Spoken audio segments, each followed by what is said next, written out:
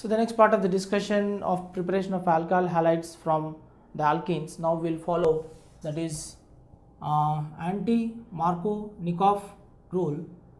There's nothing but peroxide effect, or also called Karaj effect. So here in step 1 you take that is, because it's a free radical mechanism, I'm also going to highlight that free radical mechanism. It is a free radical mechanism. So what I'm doing here is, in the free radical mechanism, take chlorine molecule. This chlorine molecule contains chlorine single bond, which contains chlorine with a bond pair of electron.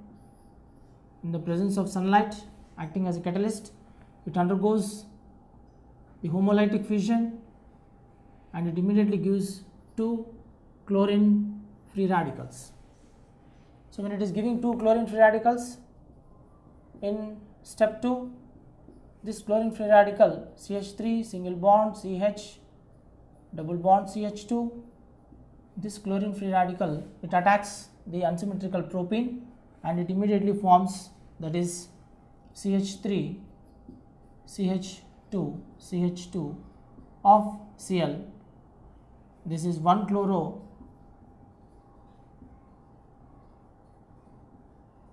propane, 1 chloropropane, and this is major product, and small amount of minor product is also obtained, that is CH3 CH2 CH3 CH of 1 chloro group in the middle carbon and CH3. This is 2 chloropropane which is minor product.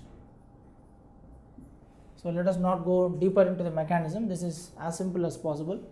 The free radical, the chlorine free radical which is obtained here, it will try to attack the unsymmetrical region of the CH and CH2 group, and it automatically gives out 1 chloropropane as a major product and 2 chloropropane as a minor product. So this ends the preparation of alkyl halides.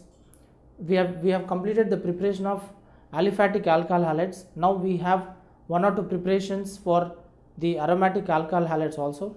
We have preparations for aryl halides, that is chlorobenzene. Indirectly, the second part of the preparation, that is now second unit preparation, let us go like this: preparation of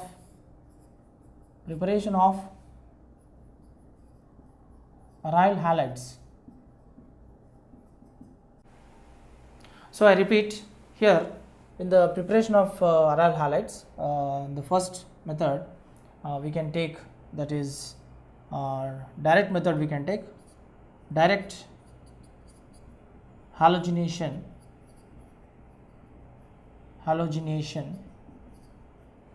of benzene.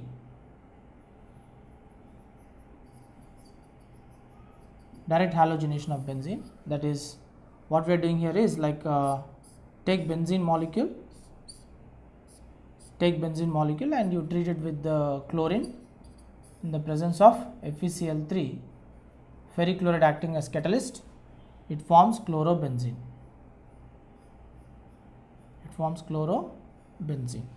Plus HCl. Mind you, here one thing what you have to understand is, note, so in this what is happening is, the chlorine, when it reacts with FeCl3, it produces a electrophile, that is chloronium ion. Electrophile is produced and FeCl4 minus ion is also produced. This Cl plus ion is an electrophile. Chloronium ion, it's an electrophile. Benzene ring always invites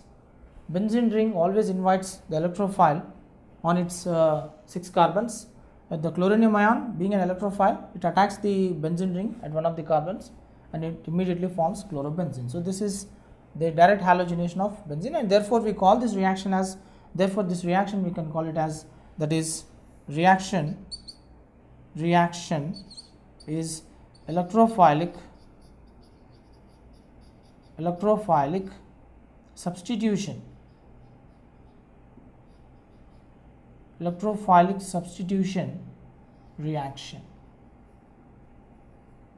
Electrophilic substitution reaction. So go for the second case, that is, in the second case we can go for, likewise we can take action of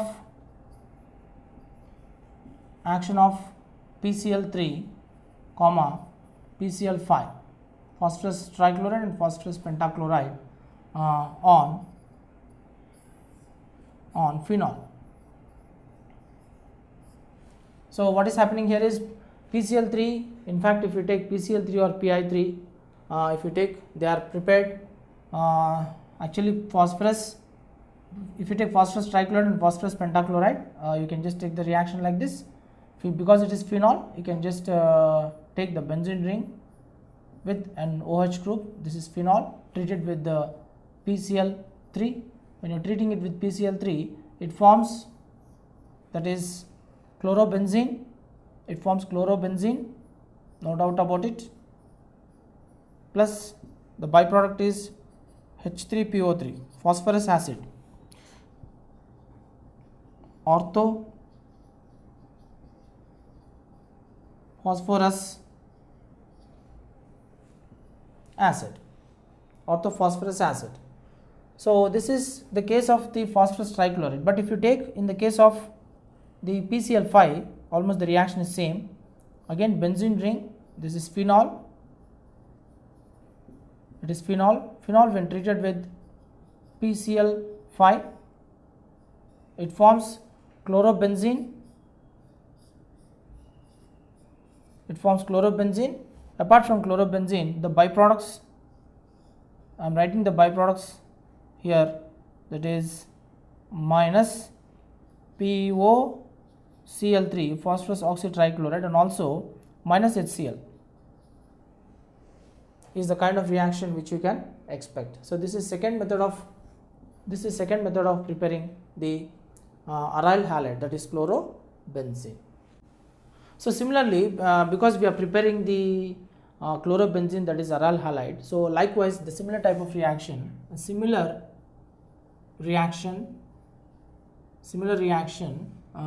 for, that is, C2H5OH plus PCl3 gives rise to C2H5Cl plus H3PO3.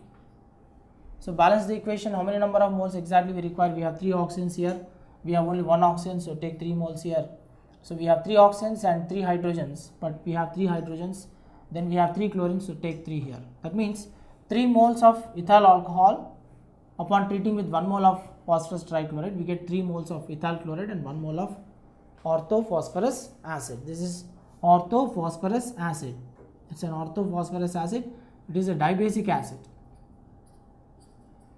It's a dibasic acid.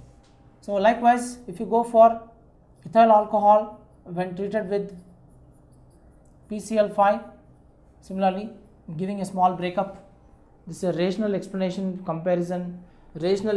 and comparison between the preparation for the aliphatic alkyl halides and aryl halides.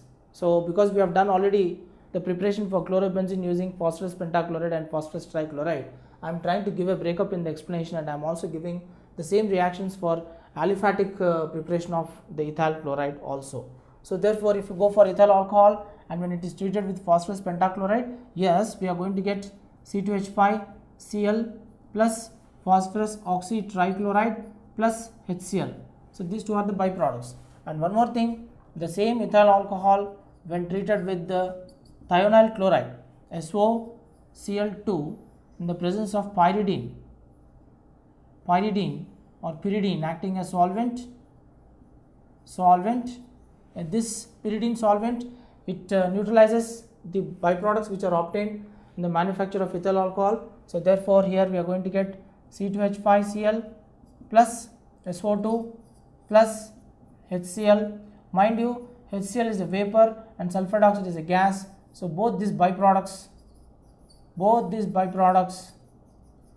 are removed, okay, are neutralized by this solvent, that is pyridine solvent. They are neutralized by the pyridine solvent, neutralized by the pyridine solvent, and therefore this is the best method. So if I consider this as A, and if I consider this as B, and if I consider this as C, the method C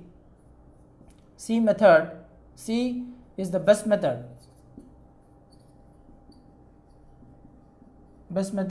over A and B.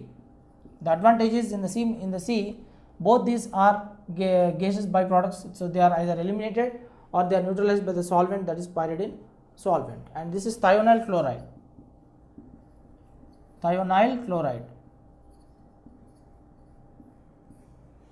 SOCl is called thionyl chloride. So this is one of the important preparation. This is one of the important relational preparation between the aryl halides as well as the alkyl halides. So let us continue the next part of the preparation. That is, so we have already finished 2 preparations for the chlorobenzene. Let us go for the third preparation. In the third preparation, that is preparation of chlorobenzene from, I'll put it like this, chlorobenzene from diazonium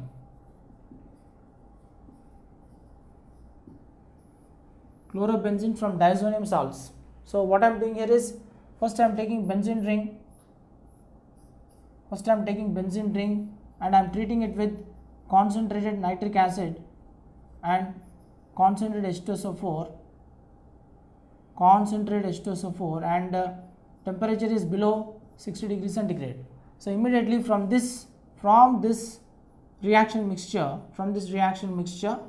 of concentrated nitric acid and concentrated H2SO4, it generates, this reaction mixture generates immediately nitrobenzene.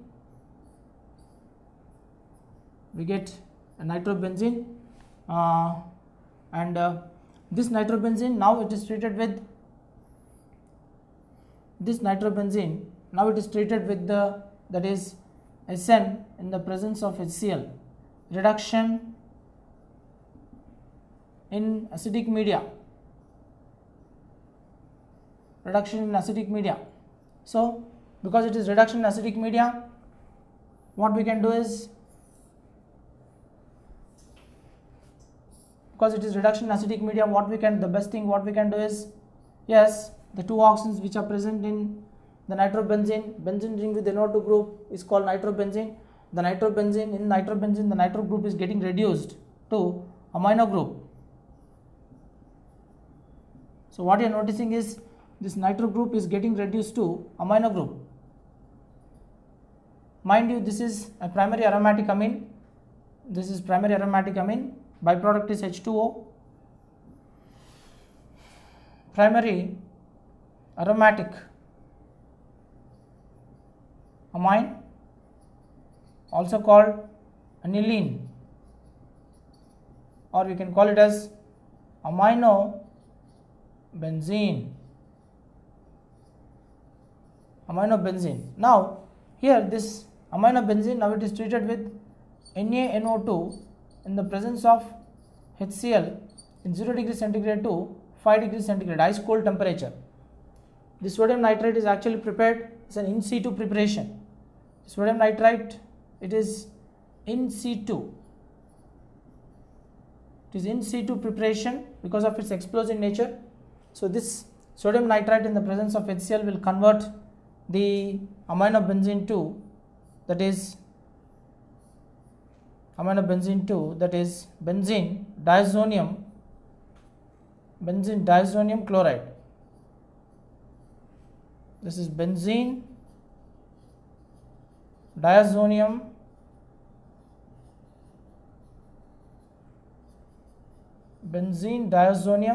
chloride.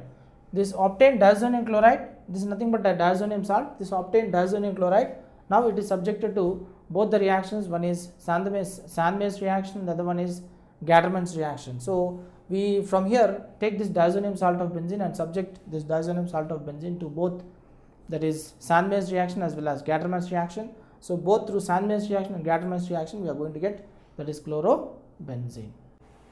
So here what is happening is from the benzene diazonium chloride, that is from benzene diazonium chloride,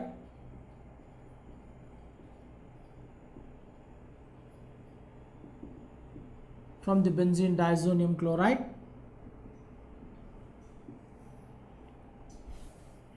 if you go for Sandmeier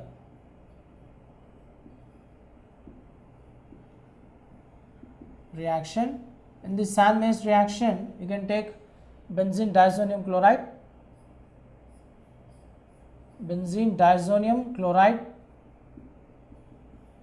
when treated with the benzene diazonium chloride when treated with the Cu2 Cl2 in the presence of HCl. It just acts like a catalyst, and it forms here chlorobenzene, and N2 gas is released out. This is Sandmeier's reaction. So cuprous chloride dimeric in the presence of acidic media is acting as a catalyst, and it is converting the benzene diazonium chloride to, that is chlorobenzene. This is chlorobenzene. Go for the next reaction, that is Gattermann's reaction. If you take Gattermann's reaction, that is again benzene diazonium chloride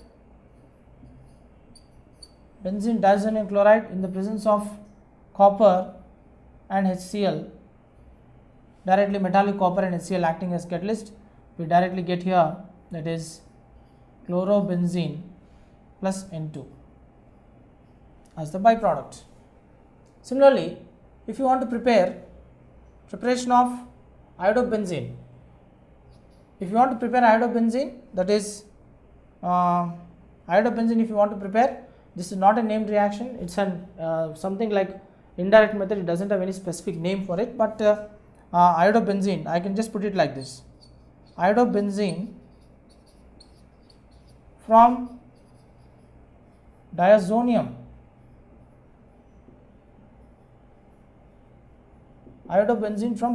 salt. So benzene diazonium chloride when treated with Ki, you get here iodobenzene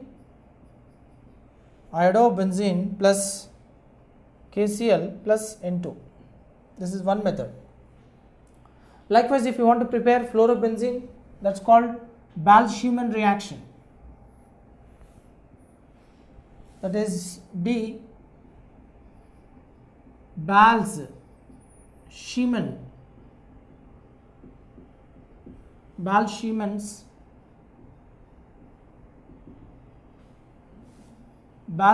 reaction. If you take here, you can take benzene diazonium chloride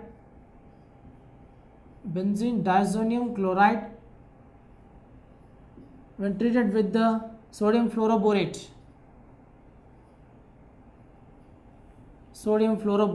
which is acting as a reducing agent. It converts the benzene ring to fluorobenzene plus N2 plus NaCl plus boron trifluoride. So this is one such reaction where we can prepare the aromatic halides.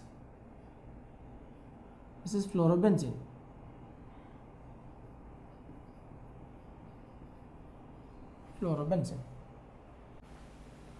So here the next part of the discussion is, that is preparation of polyhalogen derivatives. Third unit.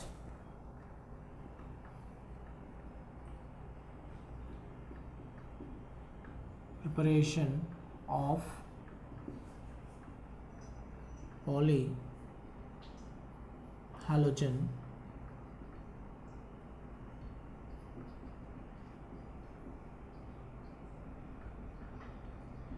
derivatives. When you say polyhalogen derivatives, what are they? Here you can take polyhalogen derivatives means you can take CHCl3, CHI3, CHBr3. CHCl3 is chloroform, CHI3 is iodoform, and CHBr3 is bromoform.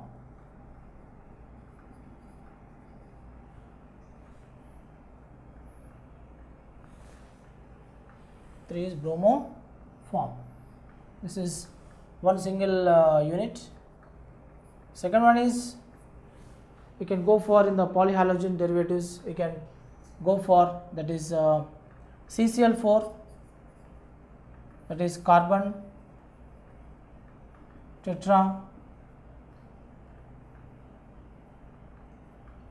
This carbon tetrachloride is a good organic solvent. It's a good organic solvent. Then third one, that is, of course, you can take CCl2 F2. These are called, this is dichloro-difluoromethane. These are actually called as, this is dichloro-difluoromethane. Otherwise, these are also called freons. Last but not the least, that is DDT. If you take diphenyl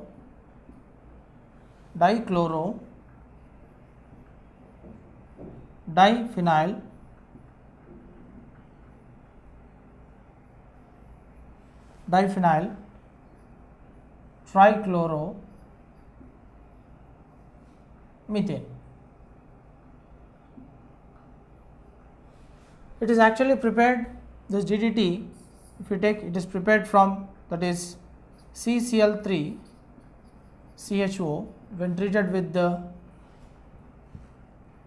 2 molecules of chlorobenzene. We get DDT. And here now let us actually among all these polyhalogen derivatives, which you are able to see, that is chloroform, iodoform, bromoform, carbon tetrachloride, also called as, this is pyrene. It is also used as a fire extinguisher. It's a good solvent. It is insoluble in polar solvent, and it's carcinogenic, and also it is poisonous. So the best alternative for carbon tetrachloride, because of its poisonous nature, is that is chloroethane derivatives also we are using nowadays for organic solvents. But however, initially for many reactions even today we are using this as an organic solvent. Then dichloro-difluoromethane is a freon, which is again a polyhalogen derivative, and DDT, it's an insecticide, and the expansion form is dichloro-diphenyl trichloromethane, and you can prepare this DDT by taking CCl3CHO. This CCl3CHO we call it as, that is chlorol. This is chlorol, and chlorol when treated with chlorobenzene we get DDT. So now if actually among these three haloforms, these are all haloforms. This 3 comes under the haloforms. In these 3 haloforms, chloroform is of most important compound which we need to prepare. So now let us study something about the preparation of chloroform through laboratory method as well as through industrial method. Let us see how best we can prepare the chloroform. So here the next part of the discussion about the preparation of polyhalogen derivatives, like let us go for, that is preparation chloroform, preparation of chloroform CHCl3 from ethyl alcohol and bleaching powder.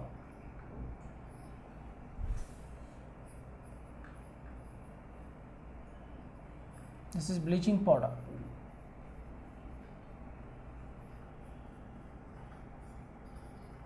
So here if I take in the step 1, what I am doing here is take calcium oxychloride, subject it to hydrolysis, you get CaOH taken twice, that is slaked lime, and the chlorine is obtained. Take this chlorine in step 2, take this chlorine gas and you treat it with ethyl alcohol, that is you can just take here CH3 CH2 of OH plus the chlorine gas. It is acting as an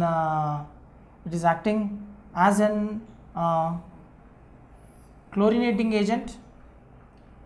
First it is going to act as an that is in here you are finding that the product obtained is CH3 CHO plus 2 HCl, 2 moles of HCl. That means it is first converting, it's just acting as an reducing agent. It is removing the hydrogens. I can say that it's acting as a reducing agent because here the number of hydrogens are 6 in ethyl alcohol and here we have only 4 hydrogens in aldehyde. This is acetaldehyde. This is acetaldehyde and this is alcohol, ethyl alcohol.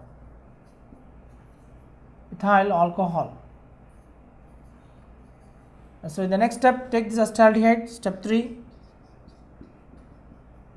In step 3, take this acetaldehyde, CH3 CHO, this is alpha carbon. So now take the chlorine molecule, it is acting as a chlorinating agent. It removes all the hydrogens present in the alpha carbon of acetaldehyde and it immediately forms, that is CCl3 CHO plus HCl, 3 moles of HCl. So this is trichloro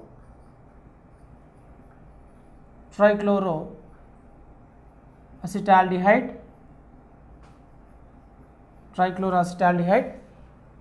this is trichloroacetaldehyde, and take this trichloroacetaldehyde now in step 4 and now you treat it with the slaked lime.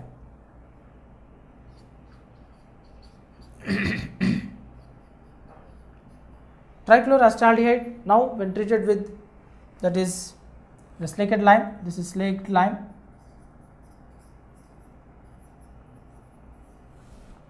So now you treat it with slaked lime, you get here, that is chloroform plus calcium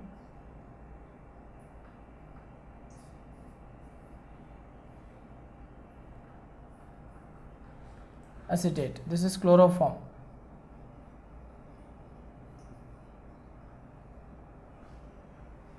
And this is calcium formate, this is calcium formate.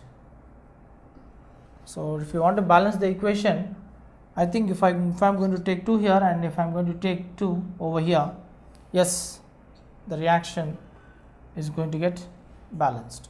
2 moles of chloral, that is trichloroacetaldehyde, reacts with the 1 mole of slaked lime, we get 2 moles of chloroform and 1 mole of calcium formate. So therefore it is very clear that we are preparing the chloroform, we are able to prepare the chloroform from ethyl alcohol and also from bleaching powder. So from ethyl alcohol and bleaching powder we get 2 moles of chloroform and calcium formate is the byproduct. So the next part of the preparation of polyhalogen derivative is, that is preparation of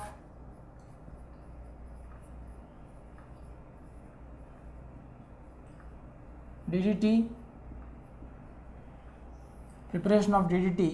In this preparation of DDT, what I am doing here is I am taking that is trichloroacetaldehyde is treated with the 2 molecules of chlorobenzene,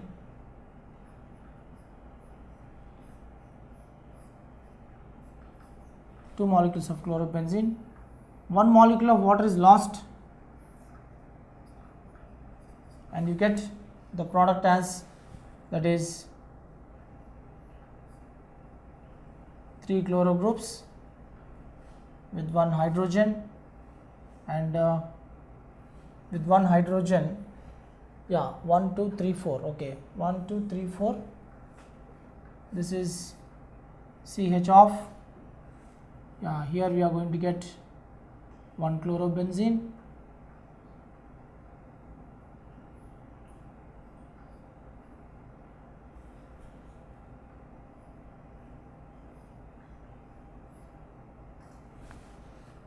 another chlorobenzene. So this is the product. So here longest chain 1 and this is 2. So therefore 1 comma 1 comma 1, 1 comma 1 comma 1 trichloro, 1 comma 1 comma 1 trichloro, again hyphen 2 comma 2 bis of 4 chloro, bis of 4 chloro, because this is 1 2 3 and this is 4, or else you can take this as 1, this as 2 3 and this is 4. So therefore here also 1 2 3 and this is 4. So 4 chloro benzene, 4 chlorobenzene is the IUPAC name for the DDT molecule, and commercially in the expanded form we call it as DDT. This is the common name, it's a trivial name, and this is the IUPAC name. This is the IUPAC name. So this ends the important preparations of the alkyl halides, aryl halides, and also polyhalogen derivatives. So I repeat here, if you go for DDT, DDT is a trivial name, that is common name, and the IUPAC name for the DDT we can just take it as 1 comma 1 comma 1, that is trichloro, because already there are 2 chlorobenzenes attached to the CH group and the longest chain in this structure is 2. So there are 2 chlorobenzenes, that's why we have to use the numerical prefix, that is bis, and because the chloro group in the chlorobenzene is substituted at the para position of both the chlorobenzenes, the para position is taken as, in general the para position is 1 comma 4, that's why at the 4th position the chloro group is substituted in chlorobenzene, that's why we are calling it as 4 chlorobenzene. So therefore this 1 comma 1 comma 1 trichloro 2 comma 2 bis 4 chlorobenzene is the IUPAC name of the DDT molecule. So the next part of the discussion in the alkyl and aryl halides is, that is the 4th part of the discussion, that is SN reactions. The word SN stands for nucleophilic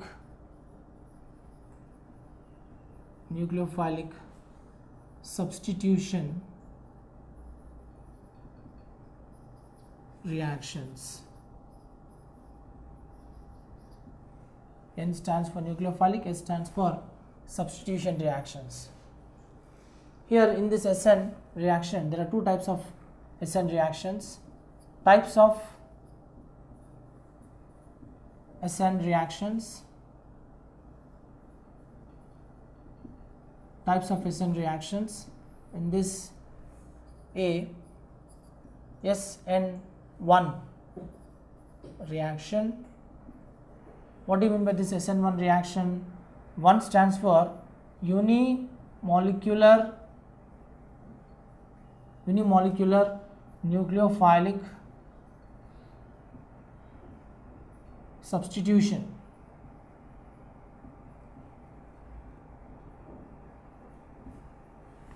Reactions. Unimolecular nucleophilic substitution reaction stands for SN1 reaction. B, SN2 reaction. This is 2 stands for bimolecular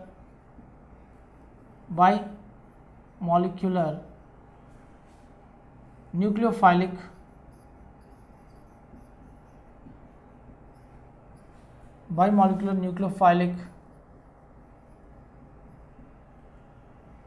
substitution reaction. Apart from this, we also have E1 elimination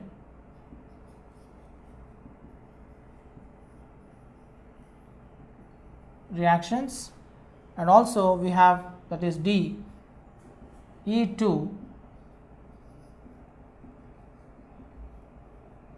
elimination reactions.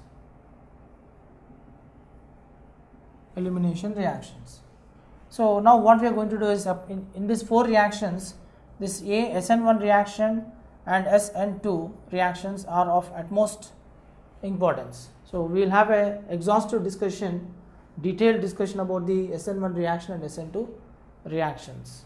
So here let us have a detailed discussion about SN2 reaction and SN1 reaction. If you go for SN2 reaction, as I said, it is SN2 it is SN2, it is bimolecular nucleophilic substitution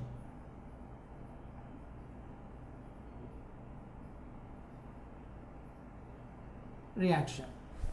Bimolecular nucleophilic substitution reaction.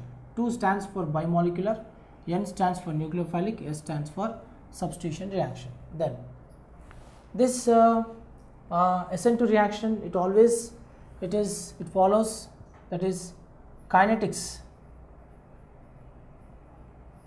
of reaction. It follows second order reaction.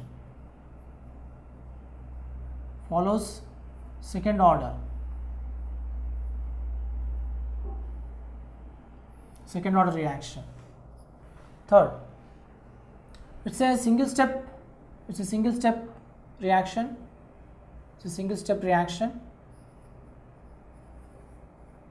step reaction with the formation of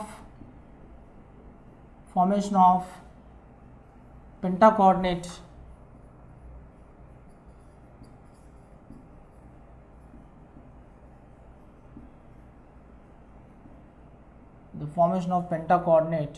complex as an intermediate.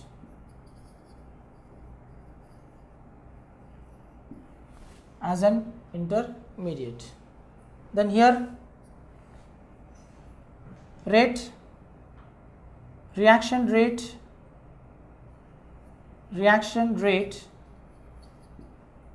is directly proportional to concentration of the substrate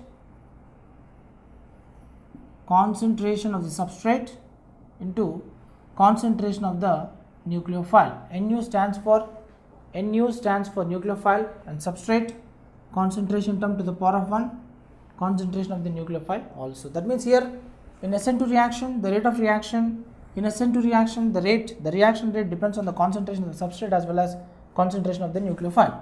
In other words, I mean to say, in the same reaction rate, that means mathematically rate of reaction is directly proportional to concentration of methyl bromide is the alkyl halide to the power of 1 into concentration of nucleophile, that is OH minus to the power of 1. That means here what is happening? That means here in SN2 reaction, that is in this SN2 reaction, both nucleophile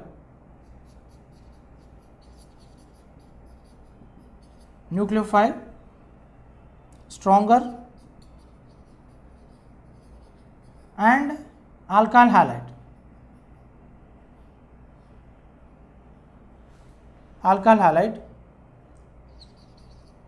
are dependent Alkyl halide are dependent. Next, last one. In SN2 reaction, what is the type of solvent?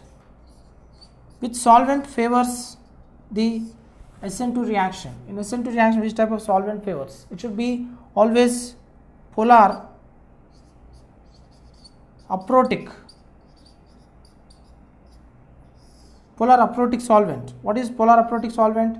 All those solvents they can have polarization, but they should not be in a position to release the proton. Any solvent, it can polarize by itself between the two adjacent atoms within the molecule, but there is no condition or there is no chance for such solvent, that is polar aprotic solvent, to release any kind of proton. It under any circumstances, polar aprotic solvents cannot release protons, but they can polarize among themselves because of the electronegative difference. The best example for the polar aprotic solvent is that is you can take acetone. Acetone is a polar aprotic solvent. Dimethyl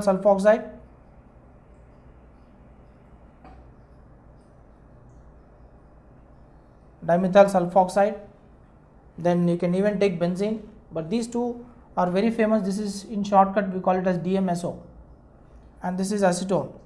Both these they can polarize among themselves. Here the polarization can take place between carbon and oxygen. The polarization can take place. Oxygen acquires partial negative charge and carbon acquires partial positive charge. Here also partial negative and here also partial positive. So therefore here these solvents are called polar aprotic solvents, and it favors SN2 reaction is favored by polar aprotic solvent. Now coming back to SN1 reaction, it's a unimolecular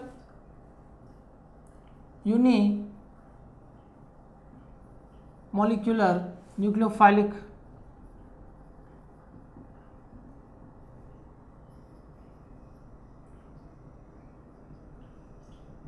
substitution reaction. Then kinetics. Reaction kinetics follows first order reaction.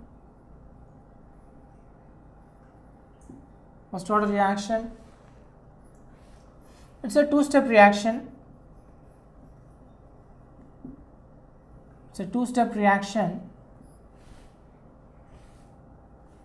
Formation of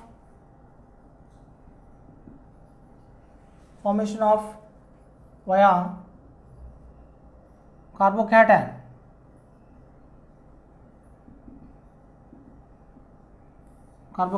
Also this formation of carbocation results in RDS.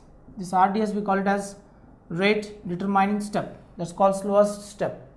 RDS step is also called a slowest step. This is the slow step. Next, if you go for the reaction rate, yes, if you go for the reaction rate, is directly proportional to only concentration of the substrate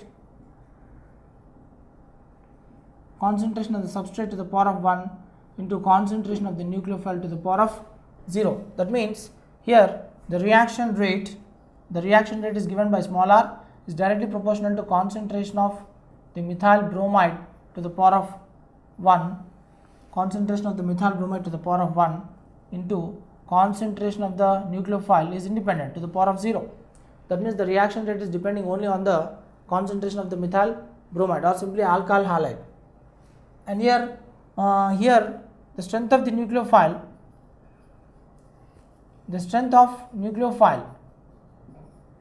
is weak. And here the strength of the solvent, which kind of solvent is actually favorable to carry out the SN1 reaction? The solvent is polar protic solvents.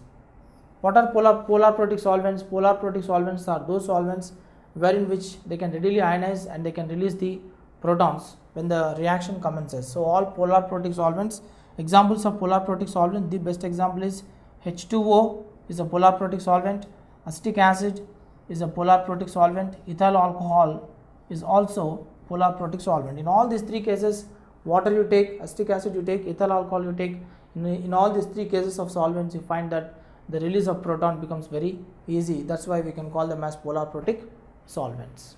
So here if you go for the mechanism, reaction mechanism, if I take first step is decreasing order of reactivity, of alkyl halides. If you take in this, you can take that is methyl halide. Methyl chloride is more reactive than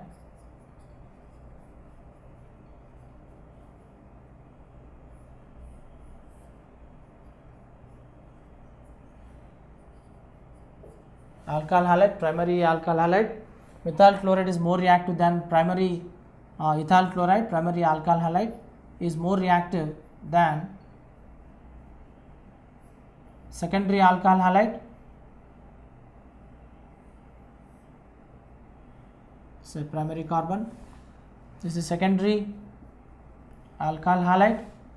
The next if you take that is CH3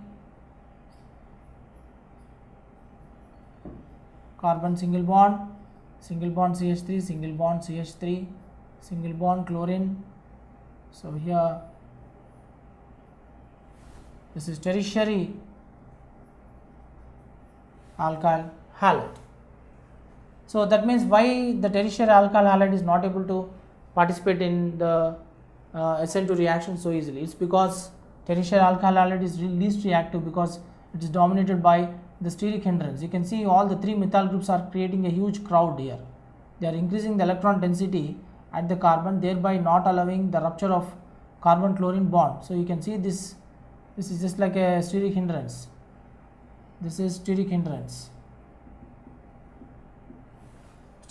and because the solvent is polar aprotic solvent, because of this presence of these three methyl groups at the tertiary carbon, the electron density is going to increase. When the electron density is going to increase, the bond between the carbon chlorine bond is going to increase much more times higher. So the amount of energy required to break the carbon chlorine bond becomes very difficult because the solvent used in the SN2 reaction is the polar aprotic solvent. So it is very difficult for us to break the bond between carbon chlorine, and that's because of the steric hindrance formed at the tertiary carbon. So relatively, if you compare the steric hindrance, it is little bit lesser. Here it is only two methyl groups, so relatively here the steric hindrance is lesser, here it is negligible, and here there is no steric hindrance at all. So if you take the methyl chloride, it is readily participating.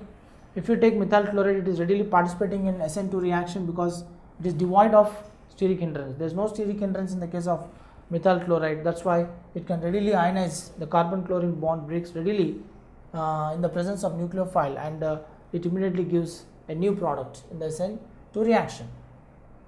So therefore here if you take the that is if you are taking the order of reactivity of SN2 reaction, yes, this is the reaction taking place. So what is happening is, now take one methyl chloride, apply the wedge and dash. This is methyl chloride, apply the wedge and dash representation. So what I am doing here is, that is carbon, this is a wedge, and this is hydrogen, and here one hydrogen and one chlorine, and this is one hydrogen. So this is the alkyl halide. Here we are adding one OH minus, which is a nucleophile, because the carbon chlorine bond is stronger. So what is happening, the nucleophile always attacks from the back side.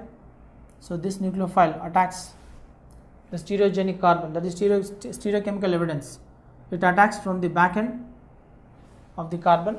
So immediately it forms, it's a single step reaction as I told you. So immediately you find that pentacoordinate complex is going to form like this, that is like so you are finding that the alcohol forms a temporary bond with a negative charge, and also the chlorine is going to form a negative charge on the right side. Then you find that the two that is, you find that here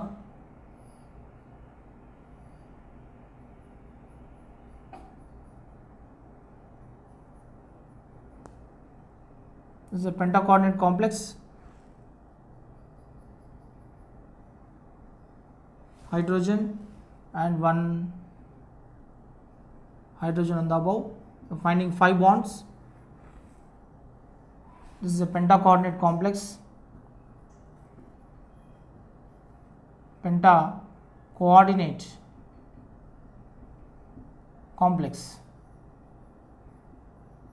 It's a pentacoordinate complex, and here what is happening is it's just like Walden inversion takes place. Walden inversion. This is also something like Walden inversion takes place, but what is happening is to retain the tetravalency of carbon, what we have to notice here is like the weaker nucleophile between alcohol and the chloro group is a better leaving group. The chloro group acting as a nucleophile is a better leaving group, and the OH minus ion is a stronger nucleophile. It's a better nucleophile. The incoming nucleophile, if it is trying to attack the stereogenic nature of the carbon, the other part of the nucleophile is going to get compromised, and immediately what is happening here, you find that because the nucleophile is trying to attack the stereogenic carbon from the back side, it gives completely an inverted product. If it is giving completely an inverted product, make sure that the alcohol is at the back plane like this. It is giving the back plane like this, and you find that here the hydrogen remains as it is at the top, and here you can just take it, that is hydrogen, and here the wedged bond for the other hydrogen remains as it is. It is just like because the alcohol is attacking the stereogenic carbon at the back side, so you can see that this is an inverted product. It's an inverted product because the alcohol is on the left plane in the given structure, and the tetrahedral symmetry is retained in the molecule. This is the mechanism taking place in the SN2 reaction.